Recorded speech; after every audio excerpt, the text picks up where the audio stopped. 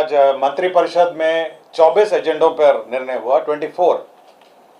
सर्वप्रथम जो निर्णय हुआ है, ये सीतामढ़ी जिले में मां सीता की जन्मस्थली पुनौरा धाम का श्री राम जन्मभूमि तीर्थ क्षेत्र अयोध्या के अनुरूप विकास किए जाने हेतु तैयार वृहद योजना की स्वीकृति आज मंत्रिपरिषद ने दी है। इसकी कुल लागत जो है 882 करोड़ 87 लाख है। 882 करोड़ का ये योजना है और यह मां सीता की जन्मस्थली पुनौरा धाम में सीतामढ़ी जिले में यह निर्माण कराया जाएगा। इस योजना के मुख्य जो घटक हैं, उसमें जो पुराना सीता मां का मंदिर है उसका उन्नयन कार्य जो है वो 137 करोड़ है, 137 करोड़ है। टूरिज्म एवं टूरिज्म रिलेटेड इंफ्रास्ट्रक्चर जो है वह 728 करोड़ है और इसका 10 साल का मेंटेनेंस है वो 16 करोड़ है। कुल मिला के 882 करोड़ की ये परियोजना है और इसका कार्यान्वयन टूरिज्म डेवलपमेंट कॉर्पोरेशन द्वारा कार्यान्वयन किया जाएगा।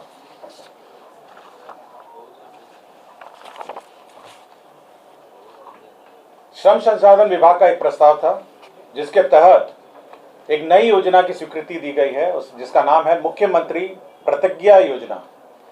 इस योजना के तहत जो हमारे विभिन्न स्टूडेंट्स हैं, विभिन्न जो पास आउट हैं, जो 12th पास हैं या ITI के पास आउट हैं, स्नातक है, इन सभी को इंटर्नशिप की राशि मिलेगी। जो पास आउट होने के बाद जो विभिन्न कंपनियों में ये काम करेंगे, ट्रेनिंग लेंगे, प्रशिक्षण लेंगे, इनको इंटर्नशिप की राशि दी जाएगी या 3 महीने से लेकर 12 महीने तक यह राशि दी जाएगी। 3 मंथ से लेकर 12 मंथ तक इंटर्नशिप की राशि दी जाएगी। जो कौशल विकास कार्यक्रम के अंतर्गत जो 12th पास हैं उनको इंटर्नशिप के रूप में 4000 रुपये दिया जाएगा। ITI पास, डिप्लोमा पास को 5000, स्नातक है, स्नातकोत्तर का मासिक इंटर्नशिप 6000। अपने गृह जिला के अतिरिक्त किसी भी जिले में कार्य करने हेतु तो आजीविका सहयोग हेतु मासिक राशि 2000 या अतिरिक्त 3 महीने तक का मिलेगा और राज्य से बाहर इंटर्नशिप हेतु 5000 प्रति माह अतिरिक्त राशि प्रदान की जाएगी। तो ये सभी जो लाभुक हैं ये DBT के माध्यम से भुगतान होगा। इसके लिए कमेटी बनाई गई है। ये विकास आयुक्त की अध्यक्षता में एक कमेटी टास्क फोर्स गठन किया गया है, जिसमें उद्योग के प्रतिनिधि भी हैं, CII, FICCI, BIA सब हैं।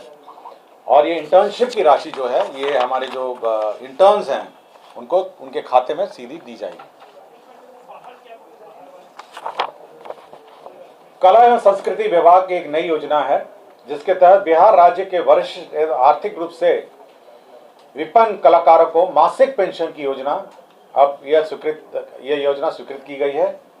इसके तहत वर्ष 2025-26 में 1 करोड़ रुपए का प्रावधान किया गया है।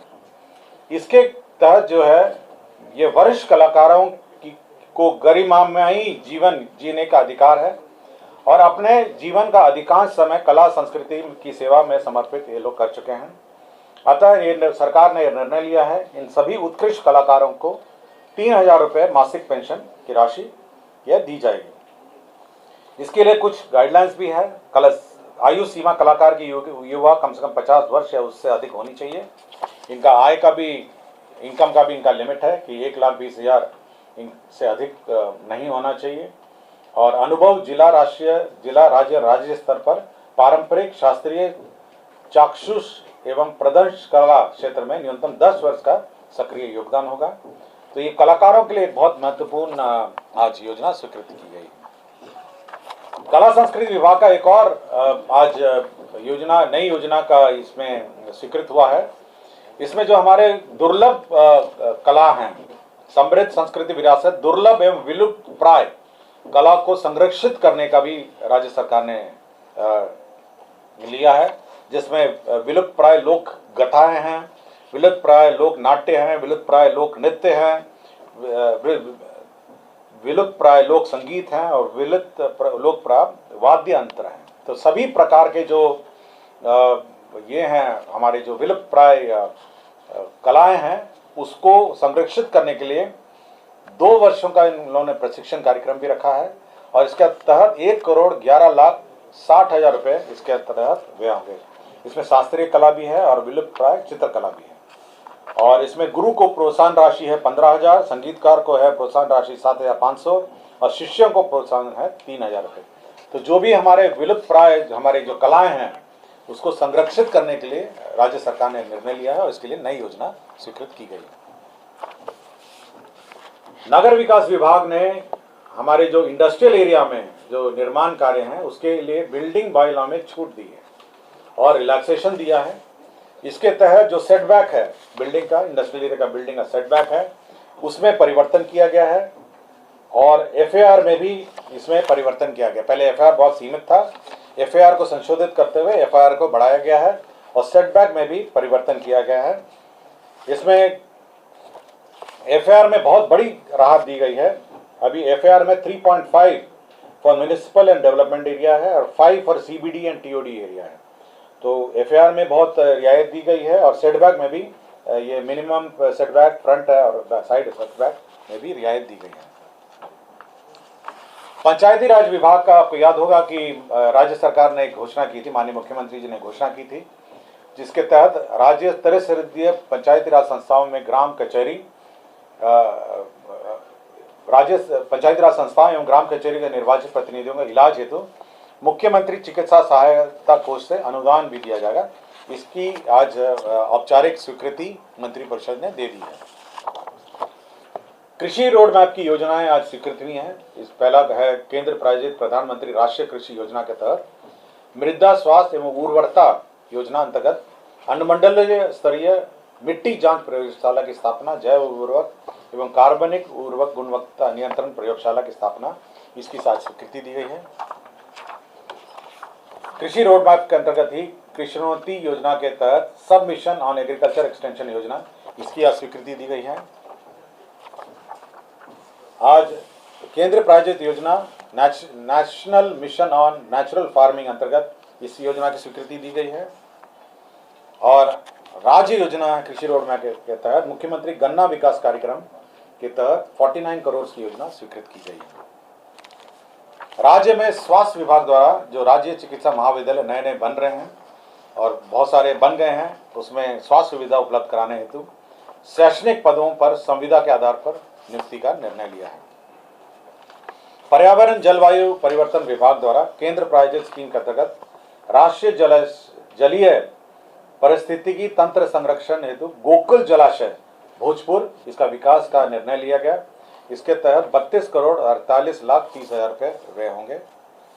ग्रामीण कार्य की एक योजना है सुलभ संपर्क का, जिसके तहत मोतिहारी जिला अंतर्गत गमरिया चौक रक्सौल NH 28A से गमरिया चौक आदापुर तक का पथ, जिसकी कुल लंबाई 12.8 किलोमीटर है, के पथ का आरेखन चेनेस 4 किलोमीटर पर अवस्थित 77.48 मीटर लंबाई एवं चेनेस 10.270 किलोमीटर पर अवस्थित 58.120 मीटर लंबाई का उच्च स्तरीय पुल का निर्माण का निर्णय लिया गया।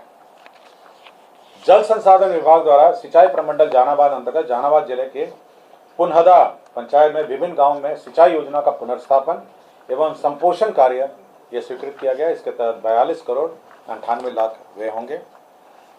श्रम संसाधन विभाग ने जो खतरनाक उद्योग में महिला को कार्य करने में प्रतिबंध था, एक ये बिहार कारखाना नियमावली 1950 का नियम 95 में 13 अनुसूचियों में अंकित खतरनाक जो कार्य हैं वो महिलाओं के लिए प्रतिबंधित था। इस प्रतिबंध को अब हटा लिया गया है। इसमें केवल गर्भवती एवं दुग्धपान कराने वाली माताओं का नियोजन प्रतिबंधित रहेगा। अन्य सभी महिलाओं को इस उद्योग में कार्य करने का अब अवसर होगा।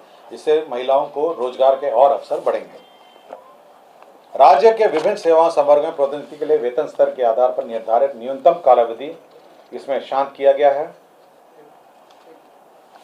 सामान्य प्रशासन विभाग का एक प्रस्ताव था, जिसके अंतर्गत माननीय उच्चतम न्यायालय के अंतर्गत जो सेवानिवृत्त मुख्य न्यायाधीश हैं, न्यायाधीशों के घरेलू सहायता मान्य सुविधाएं नियमावली 2025 की स्वीकृति यह दी गई है।